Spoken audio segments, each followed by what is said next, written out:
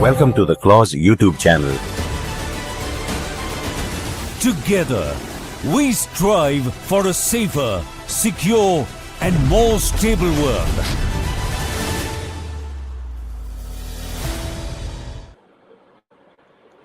Welcome to Clause YouTube channel, Strategic Frontlines. Today we have with us Lieutenant General VP Singh, AVSM, BIMEC retired.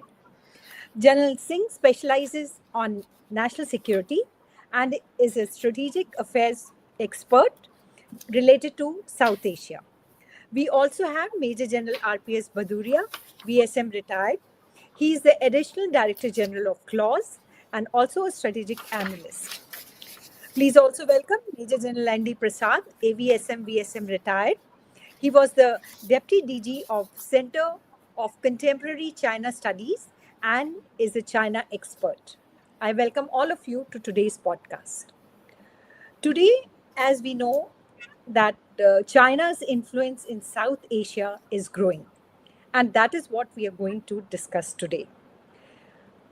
The Chinese influence is visible in terms of its trilateral and quadrilateral alignments. And there are 4 countries, basically Pakistan, Bangladesh, Afghanistan, and of course, China. We know that China, Pakistan, and Bangladesh had a trilateral meeting in China in June. And prior to that, the 3 foreign ministers of Pakistan, Afghanistan, and China met in China in May. The objective of all these may be twofold. One is to counterbalance the influence of India in South Asia. And second is to expand China's geopolitical leverage through trade and connectivity. China is trying to strengthen its strategic axis in IOR on both the eastern and western flank of India. So my first question is to General Singh. What, in your appreciation, is these groupings all about, both in terms of challenges, what they're going to face, and will it be successful? Because if we consider all these countries, they have internal and economic challenges. So your views, please. Thank you so much, Dr. Roshan, firstly, for getting me on the show. I hope you were addressing to me only. Yes. Yeah. Okay. Okay, thank you so much. So, let's see like this. As far as South Asia is concerned, India's influence on South Asia has been historical in content. It's a very, very old civilization which had a very, very indelible impression and influence on the neighborhood of India as we see today. In fact, 2 of them that you mentioned, Pakistan and Bangladesh, were part of India not so far back in history. So as far as India's influence, relationship, connect, and everything else is concerned, it's a historical issue. It's a not really issue, it's a historical factor. It cannot be denied. The second thing is, but India was always regarded as a gentle giant, a benign power with great influence, with no expansionist design, no revisionist ideas, simply a big country friendly to all its neighbors, including those who were part of us before 1947. As far as China in our neighborhood is concerned, it is equally, and it was also a civilizational power across Himalayas.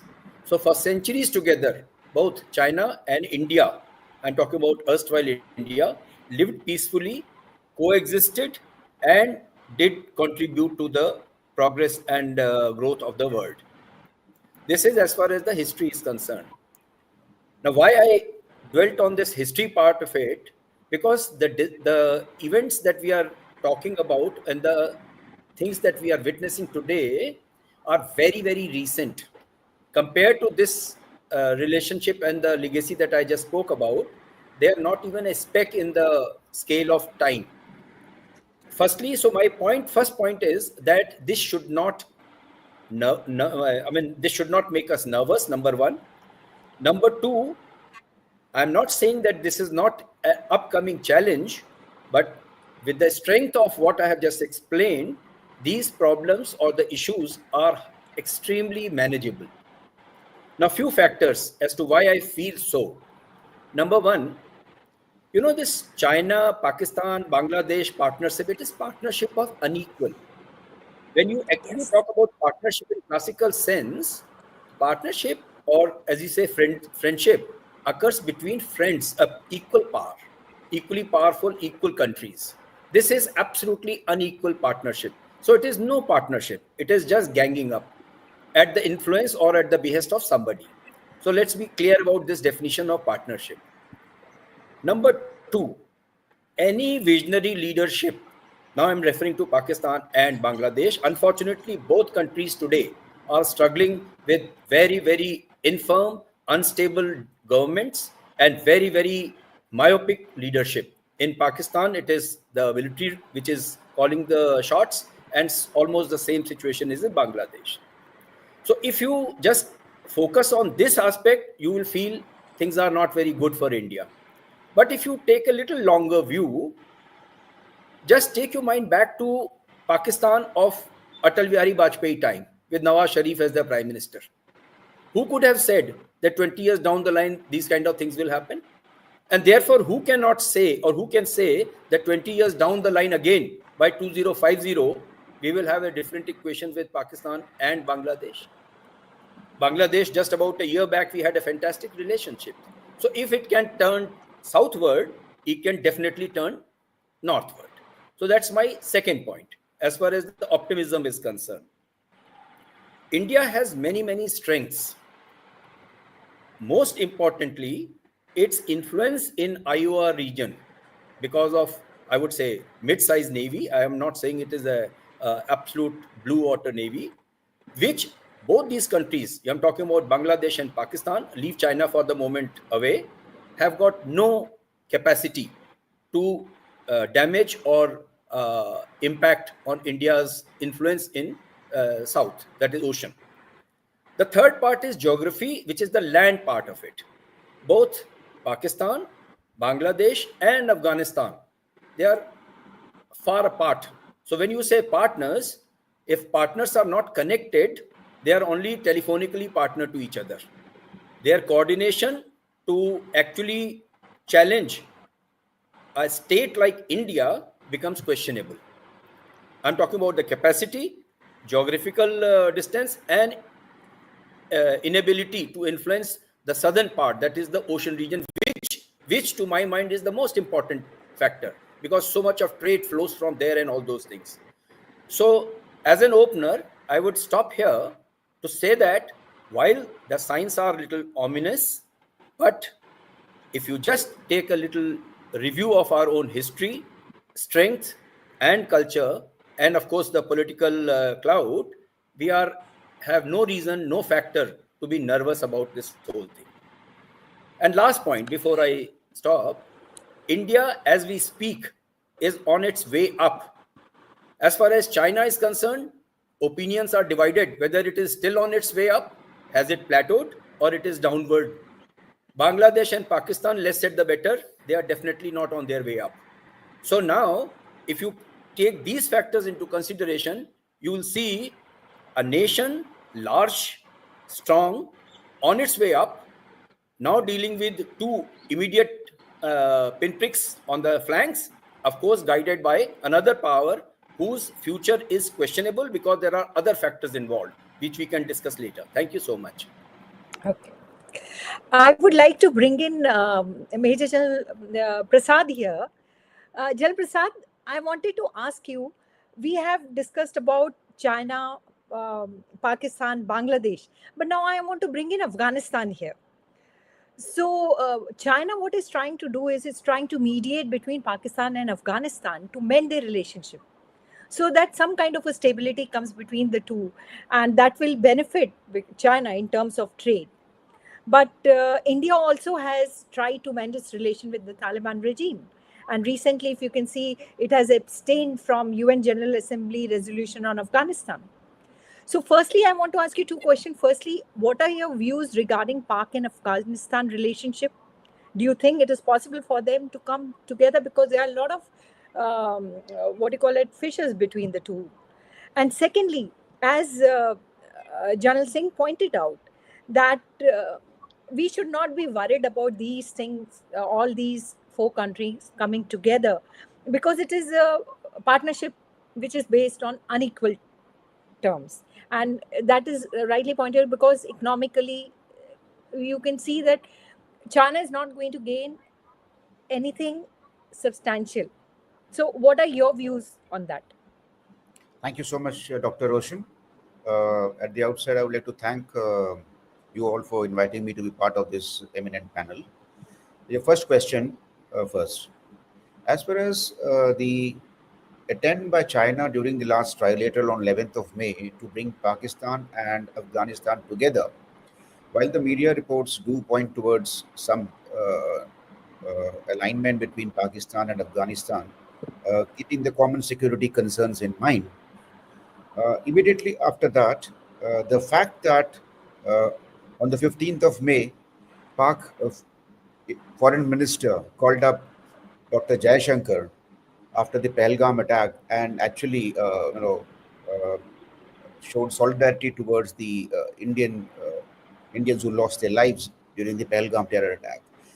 And if you look at the way Taliban government has been expanding its foreign relations, while the exit of US from Afghanistan left a void, China became the most important partner for Afghanistan.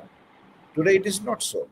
It is one of the many players that Afghanistan is dealing with, and therefore it must be understood that the status of China, notwithstanding the trilateral that was held recently in May, has actually diminished in the light of Taliban seeking a very balanced approach.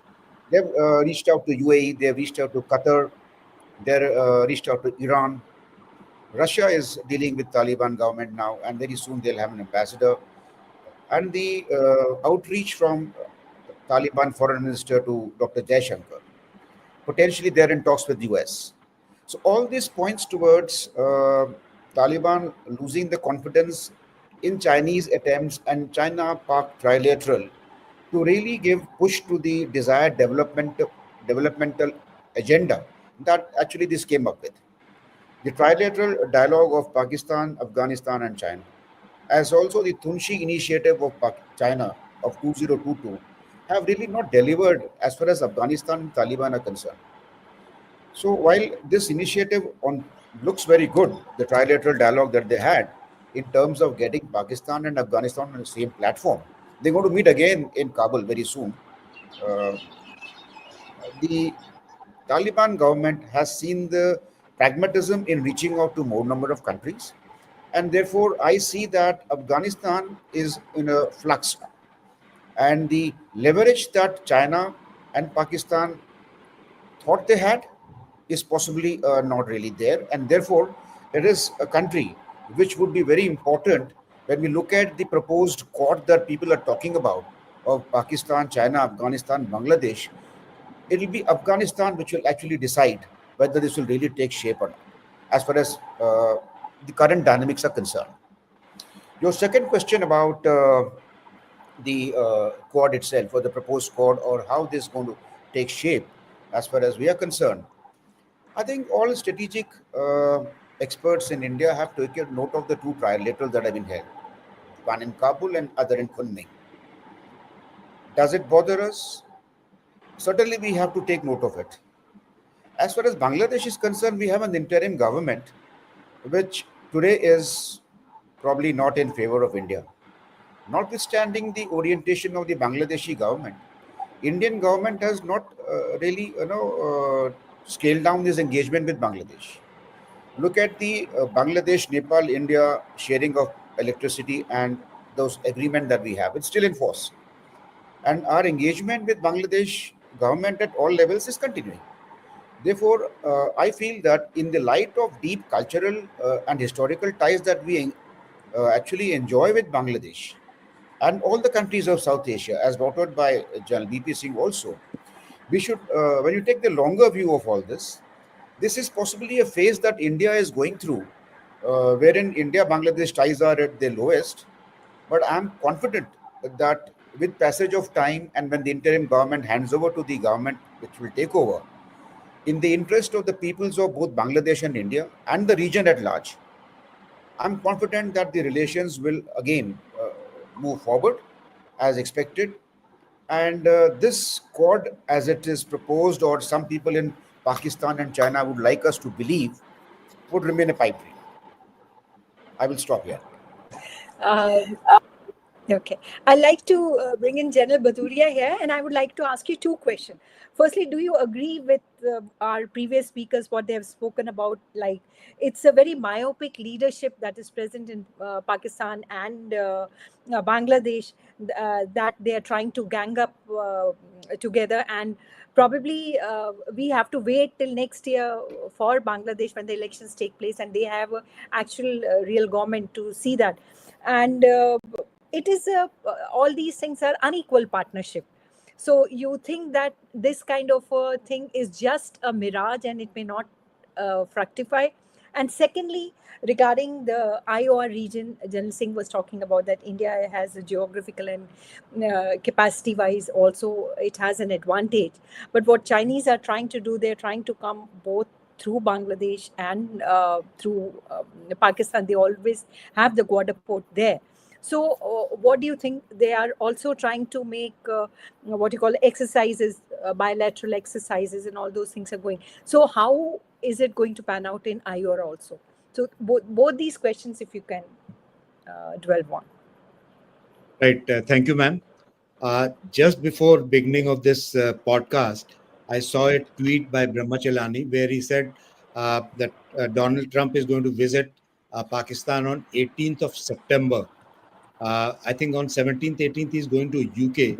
So this particular news is not confirmed, but for sure he has put it out on the tweet. So what I wish to say is that let's bring in the US in South Asia. Yes. Now, why do I say that? Afghanistan, General Prasad mentioned that US is engaged with Afghani Talibans. Their officials have come, gone, met all over, and we do not know what was the hidden portion of the deal that they signed with Taliban. That is not known to us at all, and it was Trump who had signed that deal. So that is one. With Pakistan, for sure, there is something cooking. Munir was invited for lunch. Then there are other developments which have also taken place. It seems that Pakistan and US are coming closer together.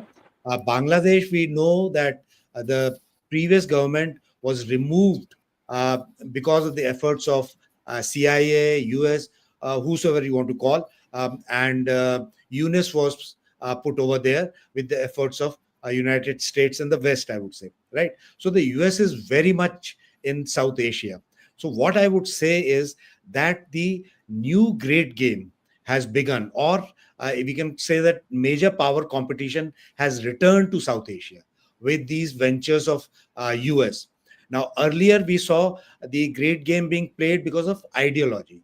That was the Soviet Russia's communism versus free world, US, UK on one side. And that great game was, of course, taking place in South Asia, Afghanistan, Pakistan, to be more precise. Right. However, now it is spreading to the whole of South Asia. And here, what I wish to highlight is that each nation has got its own interest. Sometimes those interests are converging. Most of the time, those interests are not converging. Like, for example, US.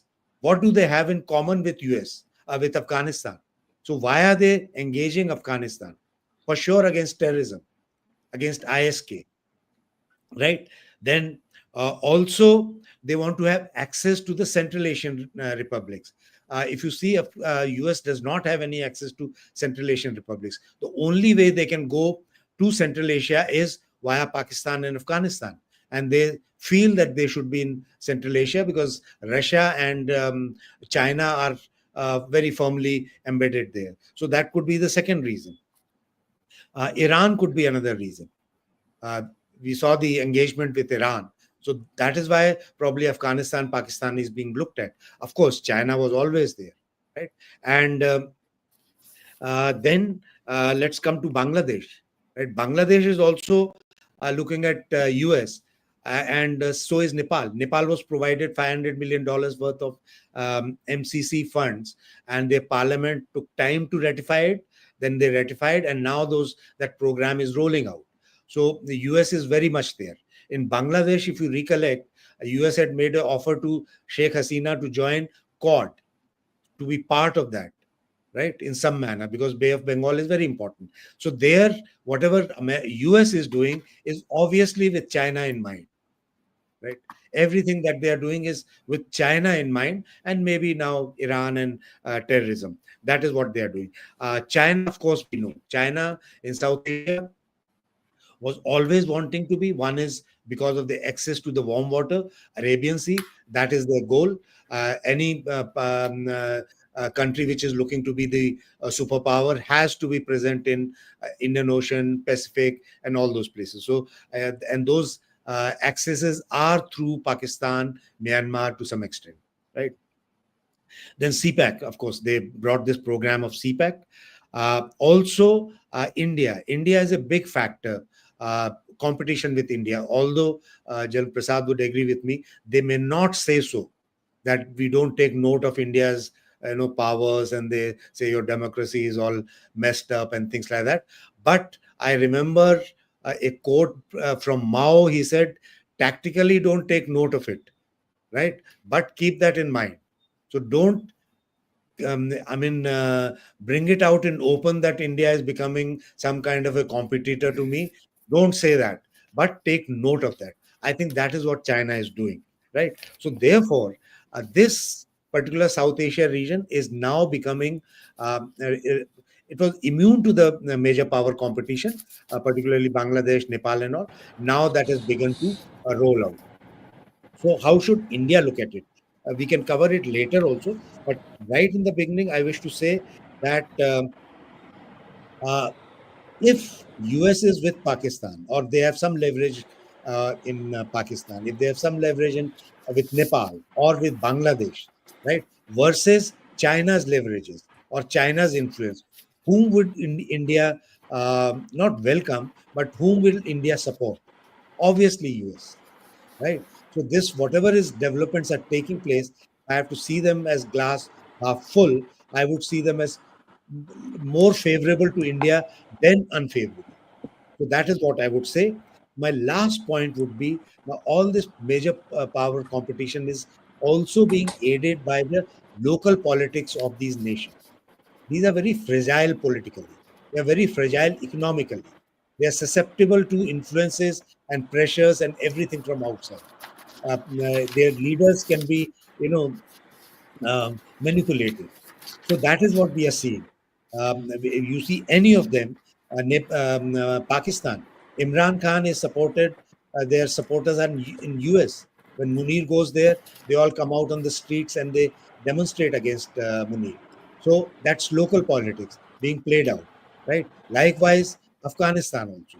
Nepal is Chinese have got the Communist Party going there, but India has also leverages. In Bangladesh, we know that the previous Secretary of State of US was not inclined to Sheikh Hasina returning the fourth time when the elections were held. He was putting pressure on India. Jaishankar had to speak to Antony Blinken that don't do that. But ultimately, that government had to go. So here, what I'm trying to say is these are the contours of emerging this thing. Now, can this be avoided? No. In today's world, it cannot be avoided. These smaller states will hedge one against the other. They know their importance. If they want money from China, they would be with China. If they want security from US, they will be with security. And they can manage both of them.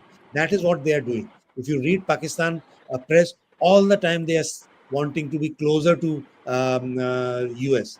The leaders are saying that we are closer to this thing. We invite Trump to come in. So what are they doing? They are hedging one against the other.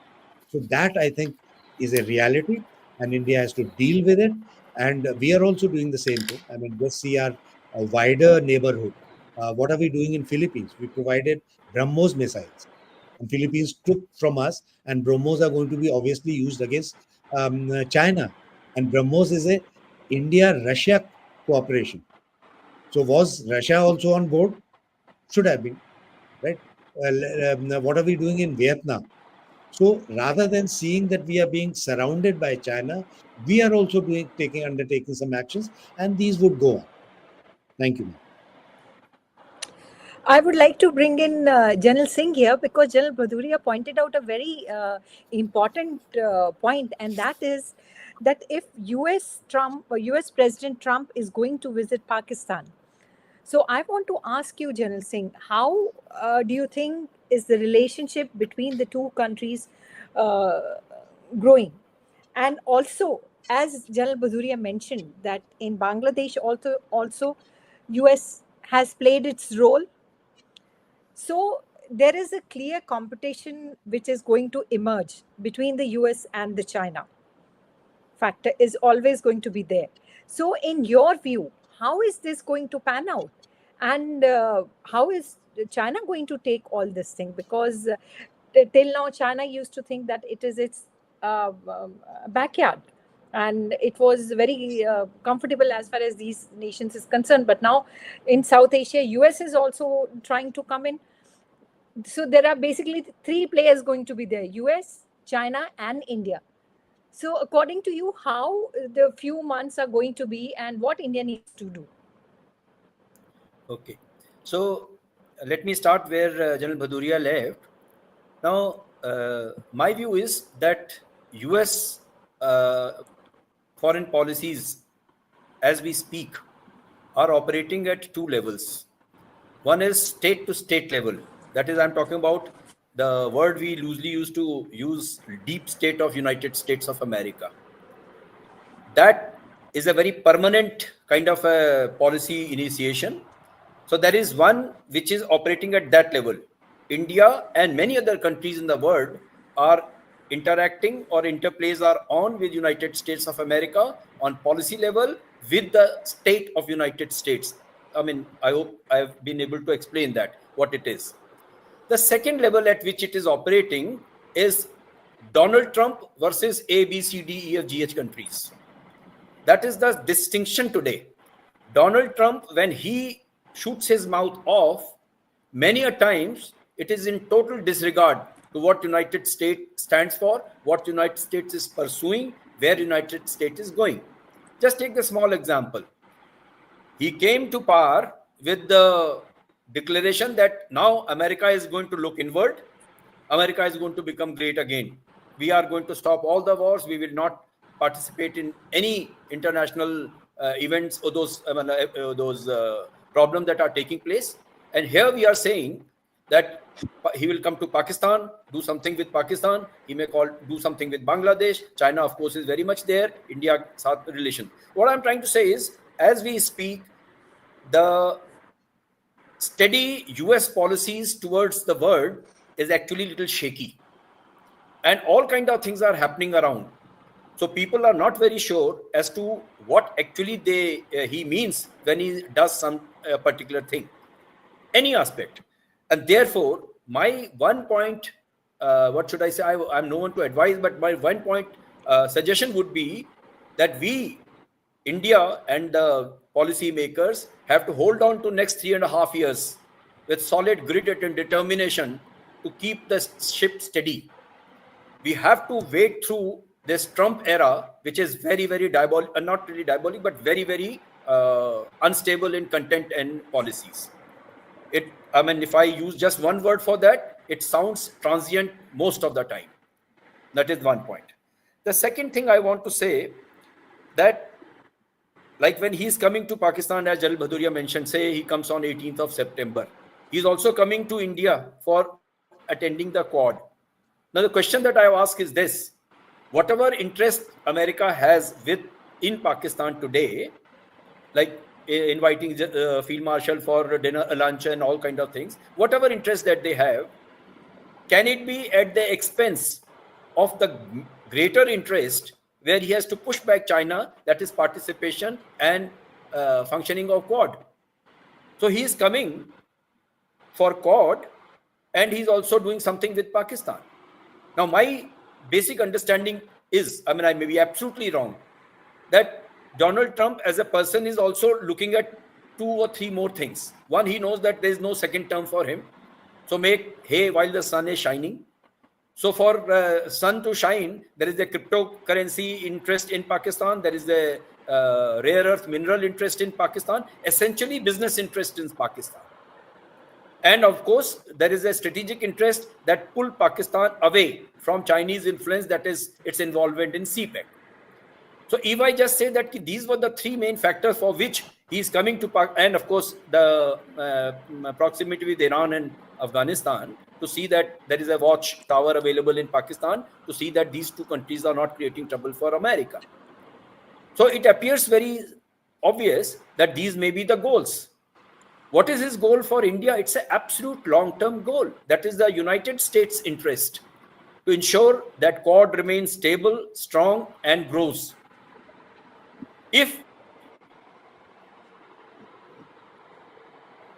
And we all know that there is an interest of America to manage China. So just keep these 2 things as far as Trump and US foreign policy is concerned. I am once again reiterating, US foreign policy is operating at 2 levels as we speak. One at Trump's announcements and pronouncements, and second is what America establishment is trying to do, manage Trump, manage relationships. Now, there are 2 more points I wish to add. In fact, you used the sentence, said that there is no cause of concern on my first intervention.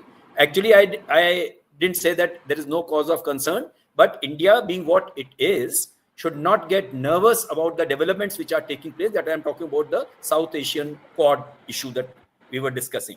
I also wish to make few points about the issue related to Afghanistan, what General Prasad had mentioned. Again, we need to take a little longer term view. As we speak, does China have a people-to-people contact with Afghanistan? Answer is no. China, an autocratic state, has a transient relationship with Taliban for, again, business interests or whatever other interests they have. Do Pakistan have a people-to-people relationship with Afghanistan? A big no. There is so much of degradation of ties between Pakistan and Afghanistan. Does India have a people-to-people contact with Afghanistan? Emphatic yes. So in long-term view of foreign policy, these relationships, Talibans may come, Talibans may go. There was Taliban 1, there is the Taliban 2. And my personal opinion is this government is also not likely to stay for long for simple reason. It is anti-people government over there. People may not like my comment because diplomatically it is a wrong statement to make, but that's the reality. This government is not people-friendly. Nobody wants to live in Afghanistan. Nobody wants to be born in Afghanistan today. And therefore, this government cannot last very long. But when new government comes, maybe 10 years, 15 years, 20 years down the line, India will still have its umbilical cord connected to Afghanistan, because we have a people-to-people connect. And our connect starts not from now, it starts from Kabuliwala. Do China have a Kabuliwala? Does Pakistan have a Kabuliwala? Answer is no. But India has. Another point, this the Chanakya's theory which comes in. Afghanistan where it is and India where it is bound to have a better relations by all tenets and canons of international relationship, because neighbor's neighbor aspect comes in. And therefore, notwithstanding whatever this, Taliban government is doing, or what China is doing with them, or Pakistan is doing against India, I am quite reassured in my head that in longer term, Afghanistan should have a favorable relationship with India, notwithstanding this thing. Third, and the last point that I wish to make about United States interest in Southeast Asia. Initially, I mentioned that this president came in power with the agenda that America has wind up its interest everywhere. They are even willing to give up NATO, this thing, they can manage on their own and those kind of things. But now, within 8 months of his coming to power, or 10 months of his coming to power, now we are seeing he's going everywhere. He's going to Iran. He's going to Afghanistan. He's coming to Pakistan. Now, of course, he will continue with Quad and other thing. So I am still not seeing clarity as to which way US foreign policy is going vis-a-vis South Asia is concerned. So I stop here now. General Prasad, I would like to bring you here, and I want to ask you a really serious question is, do you think that we have slacked somewhere as far as our neighborhood policy is concerned? We are more concerned about greater neighborhood as or far off neighbors, like what General Bhadauria spoke about, Philippines or Vietnam or other places, rather than concentrating more on the immediate neighborhood. Because there is a faction which feels that India has not done enough as far as its immediate neighborhood is concerned. And the second question which I want to ask, since US has come into the discussion, we talk about Trump's whims and fancies and whatever we say, but most of the nations are following what he says. The trade policies is a classic example. He said, I'm going to have trade deals with most of the countries, and most of the countries are following that. So we say that there are two power centers, but he's able to maneuver his views, whatever he wants to do. So in that sense, do you feel that in South Asia also, he will have a greater say as far as all the countries are concerned, rather than if we think the institutional, or you may say deep state, or whatever you want to call it? Your views. Thank you, Dr. Roshan. First question first. As far as India's engagement with the neighborhood is concerned, the countries in immediate neighborhood, I would not like to suggest that we have faltered in the engagements. It is just that the stakes for other countries have been equally high. And we have another neighbor who has greater stakes in ensuring that India's rise is contained. Therefore, attempts by the northern neighbor, that is China, to reduce a strategic space has been on the rise. So therefore, I would not say that we have faltered, but we have great amount of headwinds. In spite of the headwinds, let me say that Sri Lanka and Maldives, which were pro-China as the new governments came in, today are actually engaging with India more proactively. That is the turnaround. As far as Nepal is concerned and Bangladesh is concerned, I'm quite convinced that the historical linkages that we have with them will stand the test of time. So is the case with Myanmar actually. Having visited Myanmar and seen how they look at India, I think the cultural and the historical connect is quite deep. All engagements of the India neighbors in India's immediate periphery with China is transactional, more to do with what General Bhadauria has said or General VP has said, hedging one against the other to get the best for their own country. So that should be seen purely as a transactional relationship, and any transactional relationship that either China will have with them or even the US, I would say, cannot undermine the cultural and historical linkages that India has. The primacy of India in South Asia cannot be taken away. So therefore, I feel that it is for India to rise to the occasion and these challenges and develop leverages with the countries in neighborhood, and we will be able to navigate the current maybe geopolitical situation emerging here. As far as US engagement in South Asia is concerned and its impact for India, we've heard what General Bhadauria had to say, that when we look at the two big players, China and US, it is in India's interest that we see a US engagement in South Asia. Having dealt with State Department over a couple of years and engaged with them, it is my belief that there is an understanding between both India and US as to what kind of an engagement would each do to ensure that South Asia remains, I would say, largely, away from China's ambit. So whatever it takes, Trump may keep saying whatever he has to articulate. That's his way of saying. But At the government to government or the State Department to MEA, there is an understanding as to what each country must do, and it is very clear in even in the officials of the State Department that as far as South Asia is concerned, India remains the primary agency which can shape the contours of South Asian development. So that is something which we undermine ourselves, but I think there is a time for us to understand that we remain primary, I would say, security provider, and also the country that drives the growth of South Asia. We will have headwinds. Pakistan will never converge with us. We have BIMSTEC, we have other agreements and forums in which we are dealing with uh, South Asian countries. I think we should not get unduly perturbed with what's happening with the two trilaterals, or not be too perturbed with what's happening with one country or the coming. The smaller countries also realize the importance of India.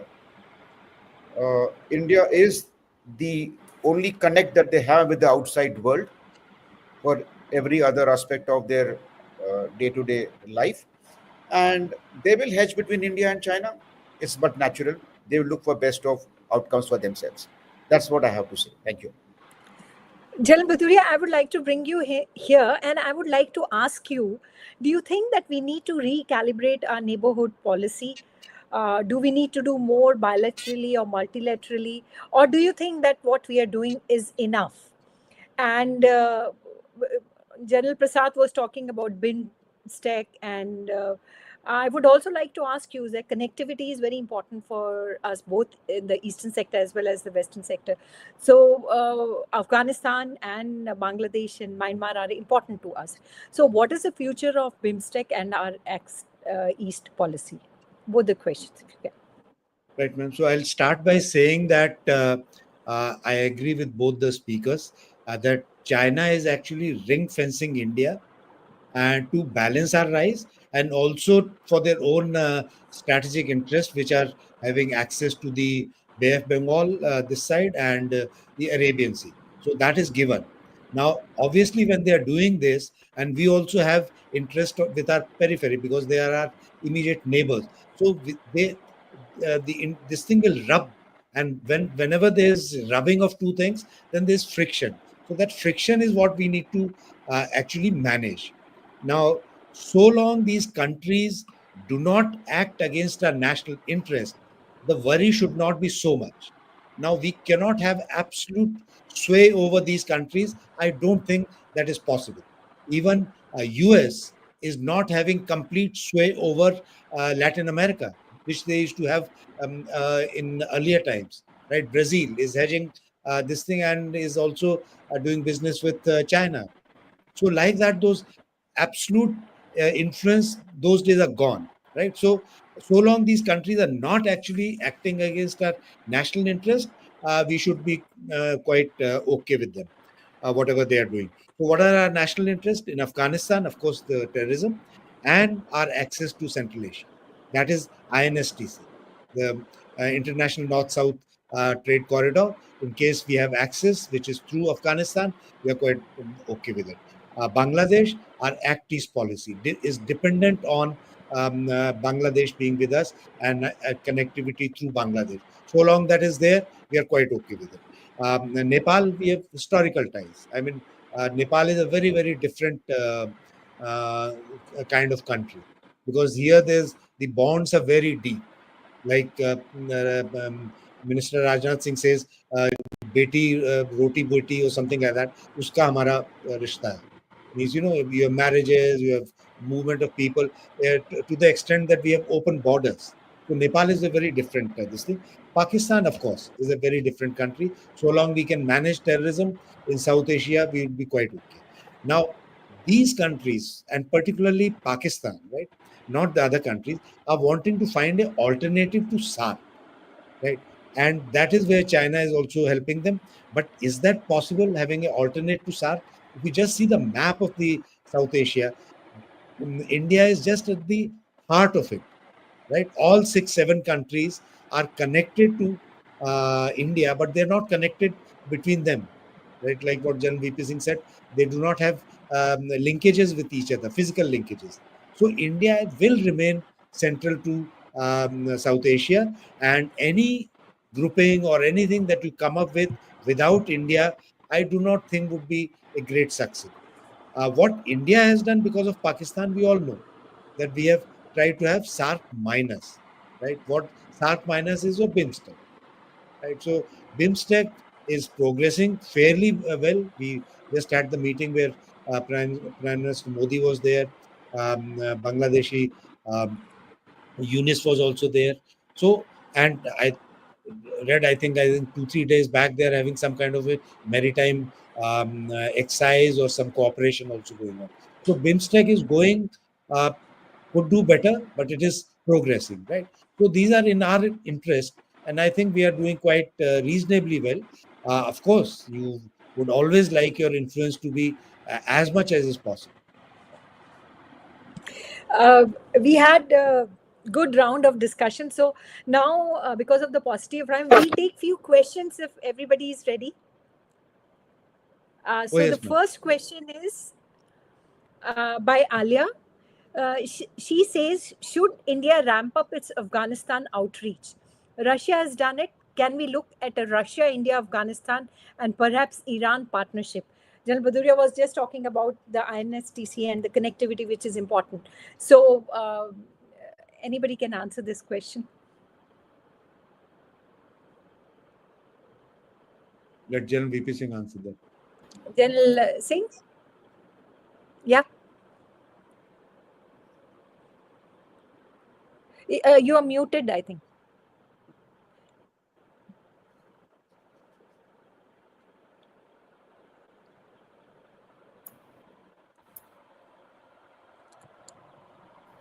Yeah, sorry. So Yes. as far as our requirement of an outreach is concerned, well, I would say that we have never allowed our guards to be brought down vis-a-vis Afghanistan. We have remained connected. What is actually happening is, where people are getting little upset or nervous about, is seeing the last 2 years of Taliban government over there. Even there, we have made our inroads revised again, reaching out to them. And actually, to be very honest, we don't require any other country to help us in reaching out to Afghanistan, except for Iran, where we have a connectivity issue with, Chabahar port and Afghanistan connectivity.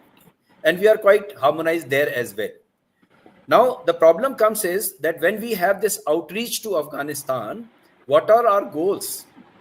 You know, just a minute back, General Bhadauria, when he was talking about the policy towards neighborhood, and every time it is being compared with what China can do or what India can do. Well, the answer is that what China can do today monetarily, India cannot do. That's the reality. However, let me remind a Chinese saying, which says that if there's a hungry man, you give him a fish to eat, he'll be hungry again tomorrow.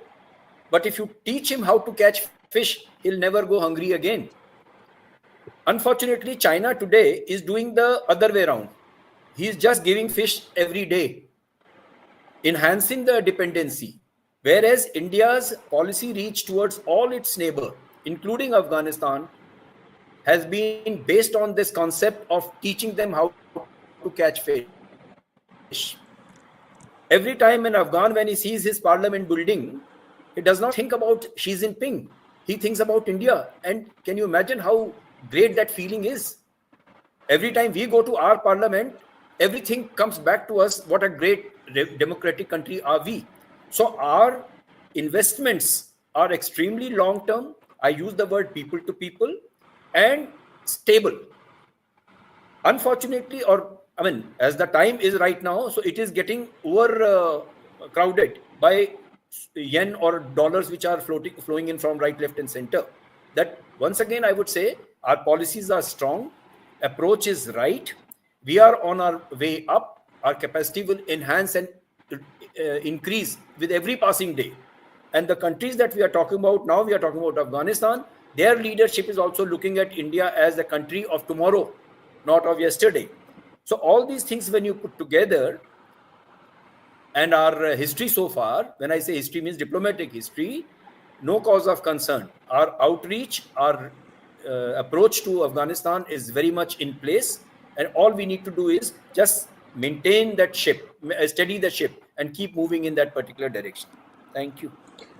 I think we have good relationship with all 4 countries, whether it is Russia. In any case, we have very good relationship. Absolutely. We have good with India, with Afghanistan and Iran. So there is a kind of, if you see, informal group here. And General Bhadauria has rightly pointed out that INSTC, that connectivity is there, which is passing through this area. So this is already there. So we can just strengthen it further. Another question. Another question is Geetanjali Rajaram. She's asking, how is Pakistan going to manage China versus US when they want to use both the countries at this point in time? How are So they I going will to actually, manage both of them? I would love to catch on, take on this particular question. You know, there is a phrase that दो नाव में पैर रखने वाला बंदा कहाँ जाता है, पानी के अंदर जाता है. So unfortunately, Pakistan, what it is trying to do is trying to ape India. When India does, with its size and capacity, rebalances the global players. Pakistan thinks it can also rebalance giants, and unfortunately they have read the history wrong way. Somebody has, long back they have reached out to China to make America and China converge. That was their great milestone in diplomatic history, and they think that can be repeated again and again and again. What they have not been able to read there is that having converged both America and China, today there is a repentance in America as to why did America do that. And they turned around and say, okay, it was at the behest of Pakistan that we reached out to China and actually got into a bit of trouble. So maybe they need to read the history little correctly, remember their capacity. Any power which just talk, or rather any state which just keeps talking about nuclear weapon all the time, is no country to even look at as far as the international diplomacy is concerned. And we know, again, history. Soviet Union was the second largest nuclear arm holder. What happened to that? Where are the nuclear park, and what could it do to save Soviet Union from disintegrating? Unfortunately, they don't understand this. And therefore, as far as the relationship with 2 big powers are concerned, yes. But do they also realize that when the CPEC comes in Pakistan, it is going to be detrimental to United States' interest? As simple as that. And then the challenge comes, are they willing to roll back CPEC? Because America does not like it. So what is the value of their relationship with America? They were very happy when Taliban came to Afghanistan, and they were sipping tea in Afghanistan, everything is okay. And 10 months down the line, they were bombing Afghanistan, and Afghanistan was killing their people. So it's a very, very myopic thought that they can deal with 2 giants with zero capacity at their disposal. Thank you. Sorry for jumping in to answer that. Bhadauria and General Prasad, would you like to add on something? You can ask General Prasad, then I'll just make one or two. Yes, General Prasad. I think Pakistan has historically shown that they were the ones which got US and China together. They have been dealing with them all these years, and they have learned the art of dealing with them both at the same time. If you look at the Pakistani nuclear, I would say, developments, while they were helped to a large extent by the Chinese, it had the US acquiescence actually. US turned a blind eye when the Chinese were supporting them. And so I don't see Pakistan not being able to manage both. They're adept at creating a necessity, a strategic compulsion on the 2 to ensure it remains relevant to both. As far as China is concerned, it is a proxy which comes as a thorn in our flesh. And it is something which China can use effectively to keep us tied down. And as far as America is concerned, with the with the developments in Afghanistan and Taliban reaching out to a large number of countries, including Russia, I see a renewed interest that America will develop, as also the developments in Middle East, which call for, like Gen Bhadauria and Gen DP have said, a watchtower in Afghanistan. So there would be a strategic compulsion on both. Not that they are in love with Pakistan, but they need them. So it is just that. General Bhadauria? Yeah. Uh, I just want to make two short points, right? Slightly different. Now, uh, if you see that, Pakistan, the army chief, he nominated or he recommended um, Trump to be given the Nobel Peace Prize. Then when he came back, there were a lot of anti-Trump sentiments in Pakistan, including one of their politicians, Rahman. He said in parliament that it should be withdrawn and things like that. What I'm trying to say is that in Pakistan, anti-US sentiments have been always there. It is not something new. Pakistan has been anti-US, and the sentiment is that they will never stand by you. They will always, make use of you and throw you away, right? And particularly after this Israel-US partnership in against Hamas and against Hezbollah, the sentiments are that they are anti-Muslim, right? So therefore, that is the sentiment of the people of Pakistan. Yet their leadership is going closer to Trump and US. Why is that? So we need to ask that question: why? Is it something strategic? I do not think that Pakistanis, particularly the kind of leadership that they think that long term, right? They always think short term, and they think in their own personal interests. So what are their personal interests, right? And I keep saying it all the time. Look at their money. Where are the dollars which they've earned from US when they were in Afghanistan or otherwise? Where are those dollars? Obviously not in China. Those dollars have to be invested lying Yes, US US. or UK or Europe, right? There's a fellow by the name of the previous ISI chief. Um, he owns a huge chain of these fast food joints, and people say the money was from this fellow. Right? His money is invested in US, and there's a huge, I'm forgetting the name of that, John Papa or something like that. That chain is owned by the one of the ISIS chiefs, right? America knows it. They understand the leverages that they have on the leadership. So this leadership will be managed by US, right, rather than the other way around. One last quick question and quick comment if anybody has.